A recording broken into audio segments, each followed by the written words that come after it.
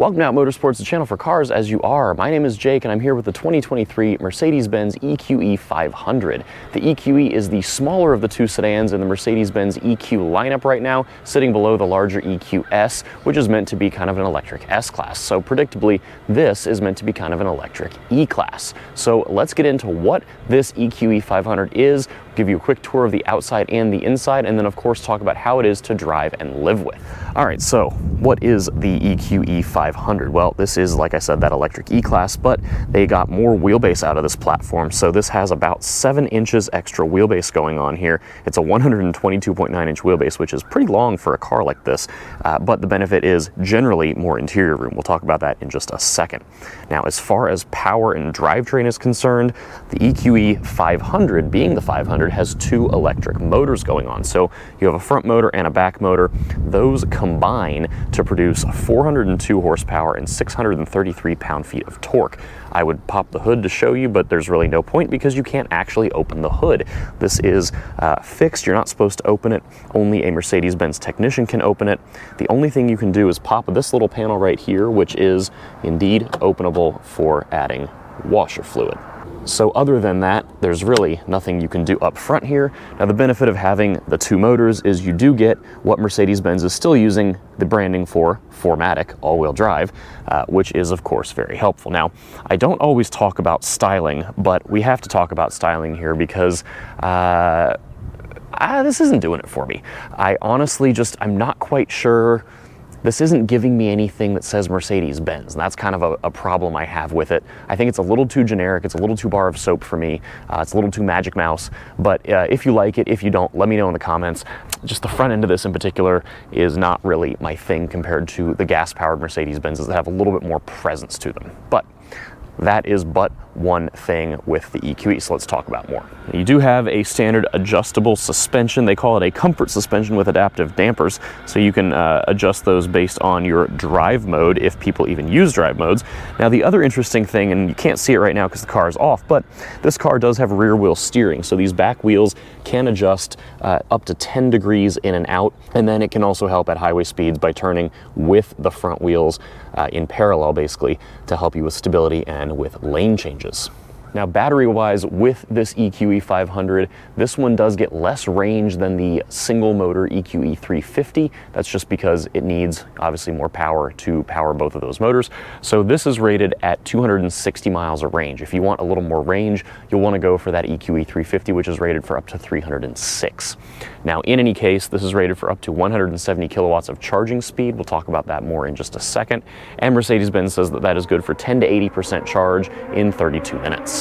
Now let's take a brief interior tour of the EQE 500 because it is indeed different from that of an E-Class, much like the rest of this car, and I have some thoughts. So first of all, getting to the interior, you have these flush mounted door handles and the car has a smart key, of course. So this little guy is to lock it. You have to kind of double tap or tap and hold, and that's what unlocks the car. And then they don't move that much to open, so you just grab a little bit. Frameless windows, which are very, very swanky. Now, looking inside here, I mentioned there was improved interior dimensions. The one thing that is not improved is the headroom, and that is because this seat sits 2.5 inches higher than that of a regular E-Class. So I am 6'1", and I don't think I have the best headroom in this car when I'm driving it. So you'll see in the driving portion of this, I think it's a little tight, but in any case, interior stuff going on. So this is the cabin. This is a very nice, light, airy cabin given the interior color.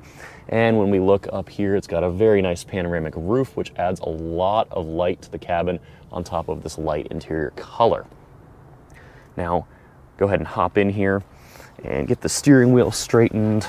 Now, if I put my foot on the brake and push the start button,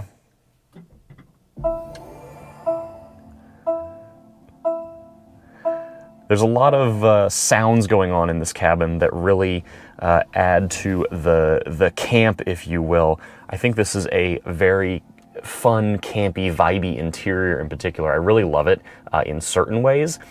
In other ways, I find it a little irritating, but this is just like discotheque party mode all the time. And the sounds are one reason for that. The other reason for that is the ambient lighting going on, which you can even see during the daytime. It's also super bright at night, which you either love or hate. I've got it turned all the way up because it's just so freaking fun. But if you turn this around here, you've got ambient lighting that goes from the edge of the door all the way up the dash, all the way around, and then all the way to the other door. You've also got lighting back here behind the door pulls and door controls. You've got lighting in the vents. And if you look over here, this car does not have the optional Hyperscreen, which would go here, which is just another screen for the passenger. So all these little Mercedes stars also light up with the ambient lighting. It is tremendously cheesy. It is super lovely. It's perhaps my favorite part of the car. I think Mercedes-Benz has done really good ambient lighting in all of their cars lately, if you're into that sort of thing. And if you hate it, you don't have to buy it, or you can turn it off or whatever. But I just think it's so ridiculous. I love it. Anyway, looking at the rest of the interior here, this is the steering wheel going on. This is similar in style to some of the other Mercedes-Benz products. I love that it's white because it's very interesting. Granted, this is a car that I get to give back after 7 days. I don't know how this will age. You have to be a very clean person to keep this clean, but love that it's different. That's fun. The controls on either side of the steering wheel are touch sensitive, which I really, really hate. This has been a thing with a lot of Mercedes-Benz products lately and some Volkswagen products. And things like your volume control is a slider. Everything is swipey and clicky, and it's just not, this is really tough to use when you're on the move. You have paddle shifters here, which is surprising for an electric car, but these control the level of regenerative braking going on. So we'll talk about that a little more in the drive portion of this. And then you've got your gauge cluster screen here, which you can control. You've got several different themes that you can put up on here. You can also have your navigation up here if you want it, that sort of thing. And then looking over here, this is the latest version of the MBUX infotainment system, which I actually like. I like it more than older MBUX. It is easy to use now that I've gotten used to it. You've got cards here for your music or for your phone controls. And then otherwise, you've just got a big map. You can also hit the home button and call up frequently used options. So it is fairly easy to use. I don't necessarily understand why the climate controls are just more screen instead of just being buttons like they could be. And then finally, you've got your controls down here, which are useful in certain cases, although they're all touch buttons and sliders and things. Again, the volume is just a slider, and some of this is tough to use while you're driving. So don't necessarily love that, but it is something, it does work. Looking over at the door panels, these are really, really pretty. Both front seats have all the same controls going on. So you've got your door handle with your door locks, your seat controls, 3-position memory, heated and ventilated seats, and a speaker for the excellent Burmester sound system. I love the sound system in this car. It's just like a lot of other Mercedes-Benzes, which is to say, generally fantastic. And then looking further back, you do have some good storage here. This is kind of a general cubby going on. You've got a couple of cup holders. You can spin these out of the way if you just want more space, which is nice. And then looking in here, you've got a pretty big armrest storage bin. Now, the interior room in the back seat of this car is fairly large. You do have some good leg room, some good shoulder room. That is all improved over the regular E-Class. Like I said, it's just the headroom that can be a little tight because of the sloping roofline, and in the case of the driver's seat, that is raised up a little bit. So a lot going on here, generally a lot to like, some stuff that I don't necessarily love, but like I said, it just feels very vibey, very campy, and I think it's kind of fun in that regard. So with all that, let's get behind the wheel of this EQE 500 and see how it is to drive. All right, so let's talk about driving the 2023 Mercedes-Benz EQE 500. So I have driven this car largely in Washington, D.C., downtown, pure city driving, and then I've done some highway miles as well. And it is kind of an interesting vehicle as these go. I really like it in the city. I think the suspension quality and the ride comfort is perhaps its biggest strength at city speeds. It does a really nice job soaking up bumps and just kind of adding a level of comfort in city driving that a lot of cars don't replicate. As far as suspension comfort on the highway and at higher speed, I do think the car is a little bit crashy, if you will. You just feel its weight, and the body control at higher speeds is not quite what I would be hoping for. I feel like it could just be a touch more refined everywhere. Is it bad? No, but I feel like it just is, something about it is not quite there for me, especially laterally side to side. It just feels like you can really feel the weight of this thing. And every electric car is heavy. They've all got the batteries on the floor, so they all have a low center of gravity. So it will take a corner, it will take an off-ramp, well, as they all will, but how that body is controlled and that weight is controlled otherwise, that's where I have a little bit of a harder time. Now with city driving in particular, as you go through really slow speed environments, that rear wheel steering comes into play a lot, and it is so helpful. This car having up to 10 degrees of rear steer is just the coolest thing. If you need to make a tight turn in a city environment, if you need to make a tight parking lot maneuver, if you need to make a tight U-turn, the car will absolutely do it. It cuts the turning circle by up to 6 feet, which is so cool if you've tried to maneuver a bigger car in a smaller environment. A lot of cars are doing rear steer, but the 10 degrees is one of the bigger articulation angles. Now, we're gonna find a gap here to merge. This is a no merge area. And when we do, you'll hear some noise that comes through the speakers right about now. Oh, Audi TT, what was that all about? So when you give it heavy acceleration, you hear that noise come through the speakers. It's kind of a fun little tone. The whole car has this element of playfulness to it between the noises that you get. It's all synthetic noise, obviously, plus the electric motor noise, which is pretty minimal, plus the just discotheque light show going on in here with the ambient lighting, which is bright during the day and a freaking rave at night, which honestly I love. It absolutely adds this hot girl vibe to the whole car, which is really fun. Acceleration is plentiful with all the horsepower and torque this car makes between the two motors. It is not slow. Now, as we come to a stop, the Regen braking in this car is really strange. So you've got paddle shifters here that let you pick between 3 different modes of recuperation, as Mercedes-Benz calls it. So you've got no recuperation, you have the default, which is normal recuperation, and then you've got strong recuperation. So that's how much Regen braking you're gonna get when you lift off the throttle pedal or the gas pedal, the accelerator, whatever we're calling the skinny pedal on the right.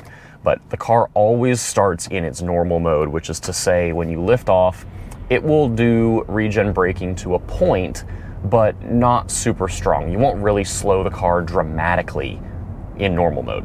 If you click it to the plus sign to do no recuperation, you lift off and it just feels like it's freewheeling down the highway. It's not really going to slow you down at all. Now, I love having an EV that has regenerative braking. That's one of the best parts of having an EV is doing one pedal driving. So my goal is always to use the car with the Regen in its maximum setting. So I always put it in strong mode. It adds a little more resistance to your throttle when you're accelerating, but then when you lift off, it will also slow the car down and it will bring it to almost a full stop, if not a full stop, depending on, you know, what you're doing. Now, the weird thing with Mercedes-Benz with this EQE, and I think they do this on the EQS as well, is that when the car is doing regenerative braking, the brake pedal itself moves. So, you know, if I lift off completely here, speed up a little, and then lift off, and now I go for the pedal, it has moved further down. And the idea is to kind of meet your foot where it would normally be, I think. So in theory, okay, that sounds kind of nice, right? Because your foot is where your brain thinks it ought to be given how much braking you're experiencing at the moment. In practice, it's entirely unpredictable because you don't know where the pedal is, given your foot has not been placed on it yet. So you don't know how far your foot has to go, and I think there's a bit of a disconnect there in their intent versus how it actually works. The other issue I have with the brakes is that when you do get into the pedal itself, if you need to use it, the pedal feel is just very wooden. It's like truly like putting your foot against a block of wood. You've got a lot of resistance, not a lot of feedback. You don't quite know how much effort you need to give it to get however much braking you desire. That is something that, you know, is a calibration thing. I experienced it on a gas-only C300 C-Class, so this might just be a new Mercedes-Benz thing they're doing, but I don't love it. I don't love the feel. Other thing with the driving experience, I find the dashboard in here to be very tall. Now, as far as the overall, you know, visibility and everything, looking forward, it's pretty decent. Looking out the rear window is about this big, so it's very, very difficult. You do have 360-degree cameras. They're very high quality, so that does help quite a bit.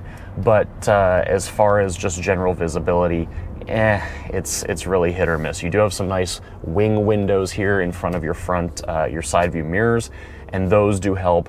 But yeah, that rear visibility is really not super great. And then the other thing to mention while we're stopped here is just the general infotainment system. This car does not have that Hyperscreen, which I'm really glad about because I don't feel the need for more screens in cars. I really hate the trend that we're seeing. So this one just has the regular MBUX, and it is updated software. So the mapping on this is really nice. The interface is generally pretty snappy.